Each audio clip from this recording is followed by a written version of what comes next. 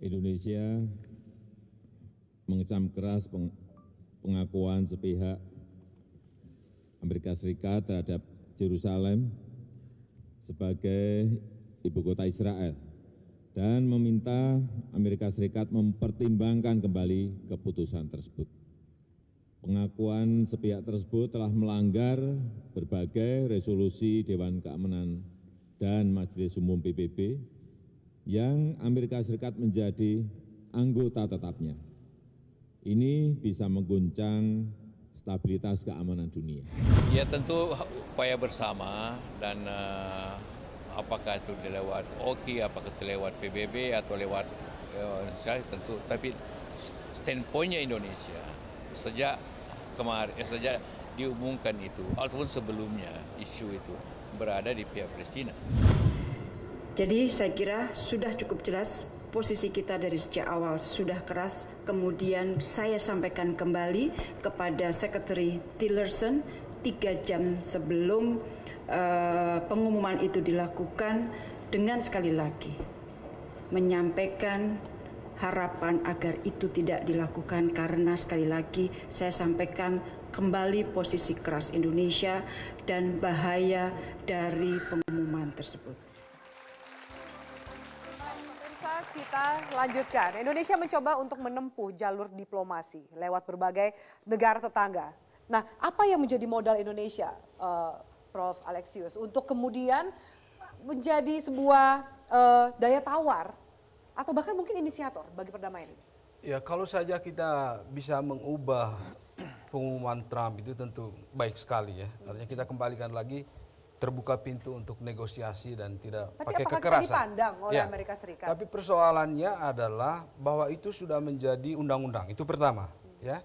Jadi Jerusalem Embassy Act itu sudah ada tahun 95 dan ditandatangani oleh Trump untuk melaksanakannya, berarti itu sudah menjadi undang-undang. Nah kita tahu bahwa undang-undang dimanapun untuk mengubahnya itu bukan satu persoalan yang gampang ya, ada mekanisme tersendiri di setiap negara. Dan itu membutuhkan dukungan mayoritas dari anggota di parlemen. Dan persoalan lain adalah bahwa undang-undang itu ketika diloloskan tahun 95 itu didukung oleh bipartisan. Artinya dua partai itu mendukung, ya didukung oleh mayoritas. Karena itu yang ingin saya katakan bahwa mengubahnya itu tidak terlalu gampang.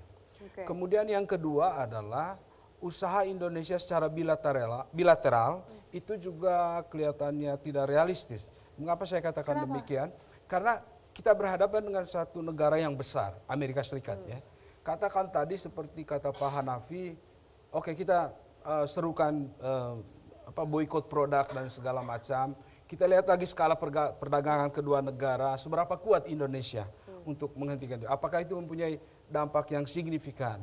Belum lagi kalau kita bicara mengenai kesatuan negara-negara di Timur Tengah sendiri untuk katakanlah mengikuti seruan itu bahwa ya. Ruginya lebih banyak Indonesia daripada Amerika sendiri kalau kita menempuh. Enggak, yang saya ingin mau katakan adalah bahwasannya pressure itu harus signifikan, strong enough untuk mempunyai dampak yang signifikan terhadap satu negara adidaya. Satu negara adidaya, ya.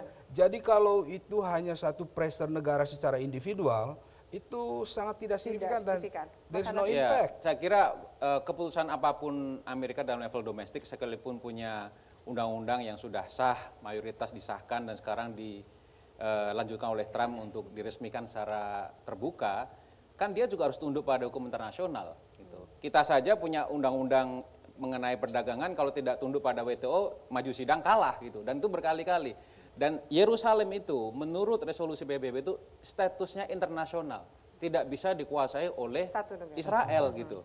Dan Amerika dalam hal ini jelas melanggar hukum internasional. Nah kalau kita masih percaya dengan diplomasi, ya kita bawa ke PBB. Saya kira kita jangan kalah sebelum perang kalau seperti ini.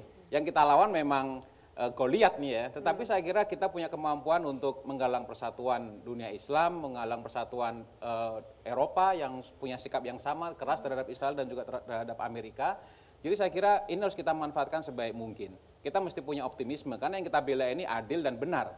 Jadi tidak bisa kita sekedar seolah-olah menghadapi Amerika besar dan lantas kemudian kita tidak berbuat apa-apa. Jadi saya kira yang pertama hukum internasional harus ditegakkan. Dan kedua kita sebenarnya sudah punya solusi. Dari dulu sampai dengan sekarang, dari perjanjian satu sampai dengan yang lain, kita tetap mengedepankan untuk membawa two-state solution.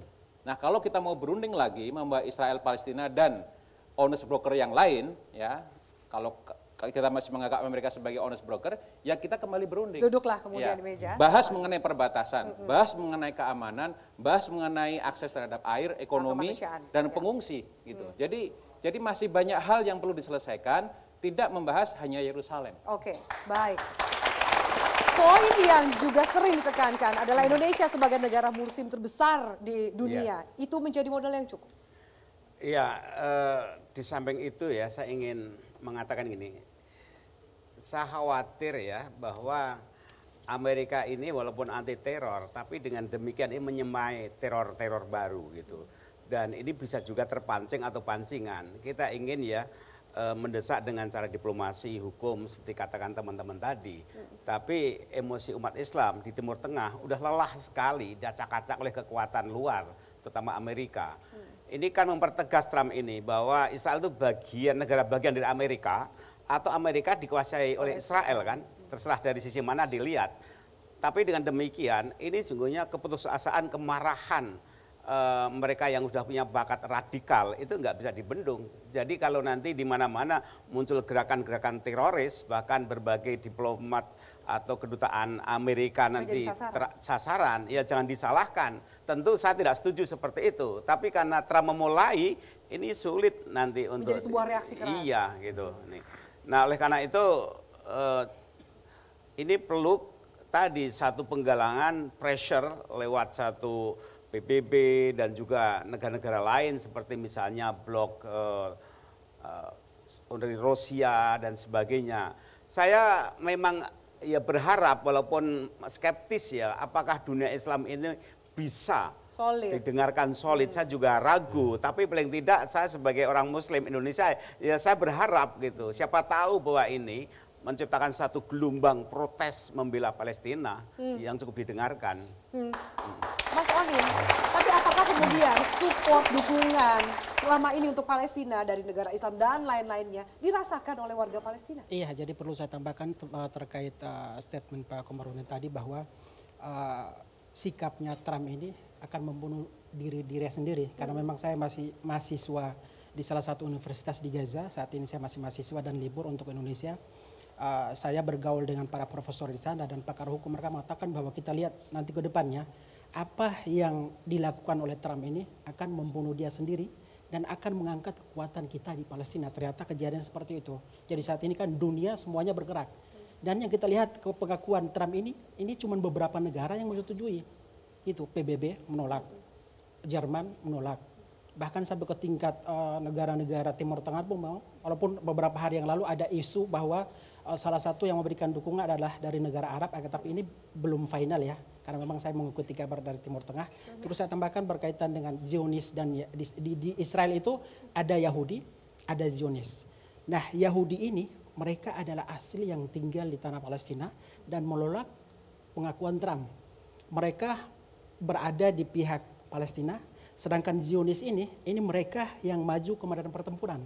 Ternyata di dalam kubunya Israel itu yang militernya itu bukan berasal dari, aslinya bukan dari orang Israel, akan tetapi datang dari Afrika, datang dari Thailand, datang dari Amerika. Nah mereka datang ke situ untuk berperang di jalur Gaza. Jadi berada di barisan depan itu bukan orang Yahudi asli. Yahudi asli adanya di kota Israel, sedangkan yang berada di perbatasan yang melakukan peperangan itu militer bayaran. Satu hari itu dibayar $700 rupiah, sekitar 8,9 juta rupiah. Per hari. Nah sampai dengan saat ini memang setelah lebih dari 10 tahun saya berada di jalur Gaza, Indonesia ini potensinya sangat besar untuk memberikan dukungan kepada masyarakat Palestina. Warga Palestina sangat menaruh perhatian kepada Indonesia karena jumlah muslim terbesar di dunia adalah di Indonesia. Dan memang sampai dengan saat ini nama Indonesia di mata atau di hati masyarakat Palestina itu sudah sangat akrab gitu. Jadi saya melakukan kegiatan atau aktivitas kemanusiaan itu yang saya angkat itu bukan dari kelompok, bahwa bantuan ini contohnya dari partai ini, dari kelompok ini, akan tetapi saya selalu mengangkat bahwa bantuan ini datang dari saudara-saudara kalian baik itu Islam maupun Kristen yang ada di Indonesia. Tidak perlu kemudian memetakan ini hanya urusan agama. Jadi ternyata bisa dikatakan bahwa penderitaan masyarakat Palestina ini bukan 100% berasal dari Israel, walaupun 99%. Akan tetapi kita kenal dengan adanya konflik internal antara dua faksi yang besar, Hamas dan Fatah. Nah, saya sendiri sebagai warga asing otomatis harus pintar memposisikan diri karena di sana kan ada konflik internal. Jadi pada saat saya datang ke sana, saya harus melepaskan keberpihakan saya ke partai tertentu. Saya mengatakan bahwa saya datang dari Indonesia datang ke sini hanya untuk memberikan dukungan kepada kalian, bukan faksi ataupun golongan yang ada di Palestina. Jadi saya memang memberikan dukungan agar supaya mereka tetap bersatu. Jadi kuncinya adalah saya selalu mengatakan kepada pejabat partai, teman-teman yang ada di sana, kebetulan saya punya kantor dan punya komunitas di sana. Saya katakan bahwa Palestina jangan pernah bermimpi merdeka kalau kalian masih ada konflik internal seperti itu. Oke, baik. Saya kita harus kembali jeda. Saya yakin para narasumber ingin menanggapi juga statement berikutnya soal radikalisme yang harus diantisipasi. Bagaimana ke depannya? Kita lanjutkan sesaat lagi bersama kami di OPD 2 Sisi.